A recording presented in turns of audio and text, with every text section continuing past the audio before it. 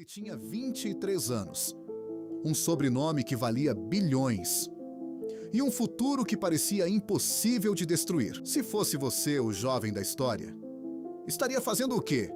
Viagens? Comprando carrões? Gastando dinheiro? Agora, imagine nadar em direção a uma costa desconhecida, sem saber que talvez esteja entrando no território de uma das tribos mais temidas do mundo. Essa é a história real de Michael Rockefeller, o herdeiro de uma das famílias mais poderosas da América, que desapareceu em uma das regiões mais perigosas do planeta. Um desaparecimento que, até hoje, levanta perguntas perturbadoras. O que realmente aconteceu com ele naquela selva? Fique comigo até o final, porque essa história é muito mais chocante do que parece. Mas em 1961, Michael Rockefeller, herdeiro de uma das famílias mais poderosas do mundo, desapareceu, sem deixar rastros, no meio da selva da Nova Guiné. A versão oficial? Afogamento, a versão proibida, sussurrada por décadas em silêncio, é que ele foi capturado, morto e devorado por uma tribo de caçadores de cabeças. Esta é a história do que realmente pode ter acontecido com Michael Rockefeller. Michael Rockefeller não era um playboy mimado. Não.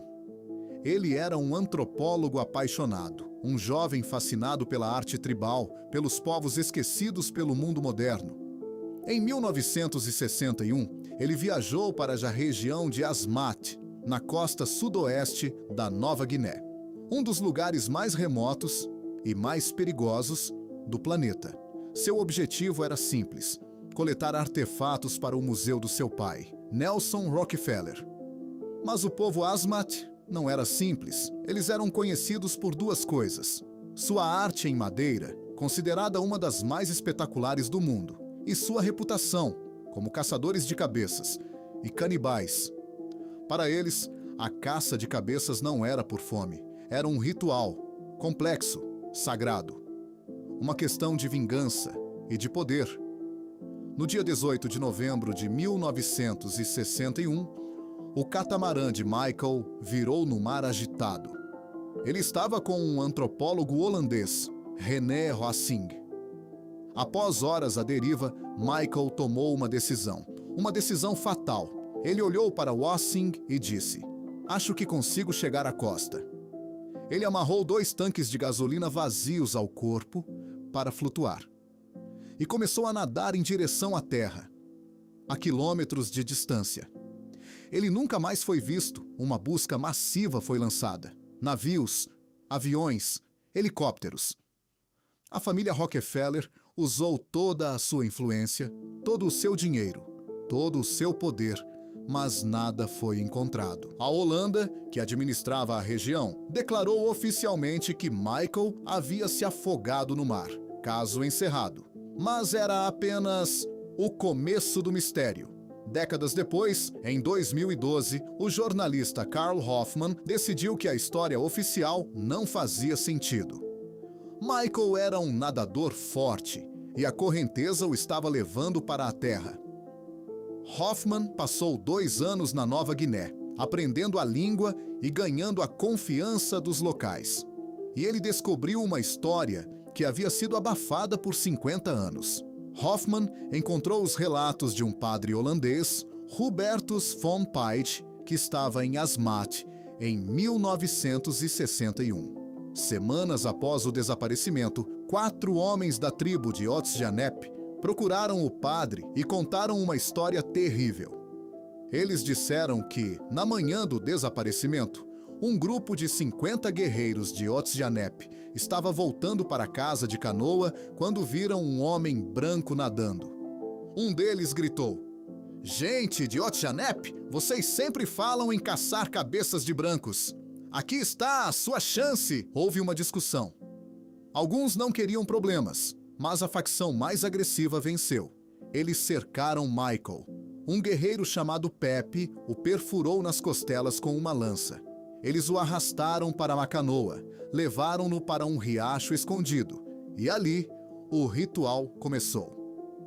O padre Von Pide, chocado, perguntou sobre os detalhes. Os homens descreveram as roupas de Michael, uma sunga que eles nunca tinham visto.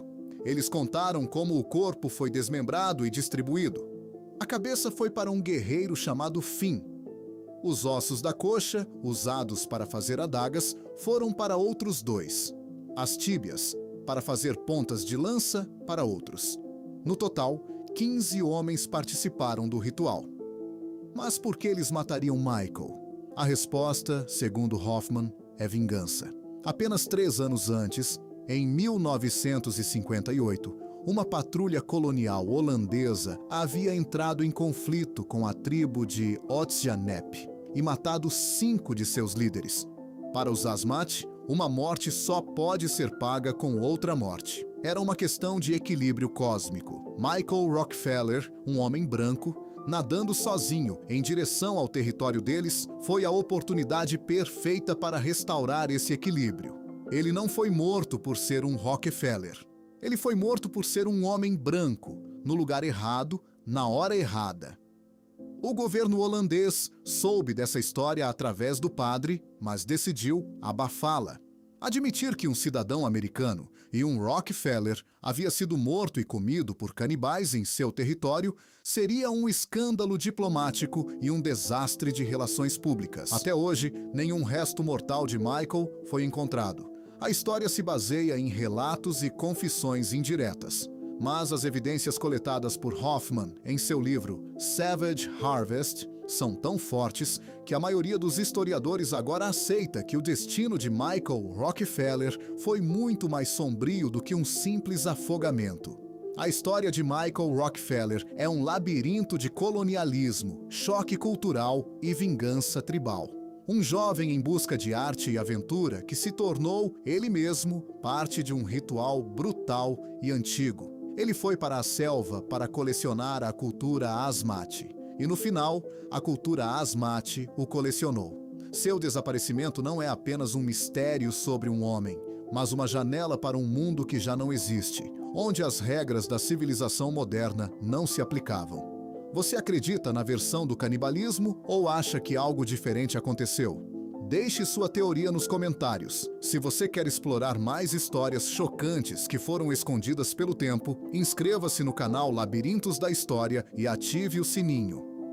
A verdade é, muitas vezes, mais estranha que a ficção.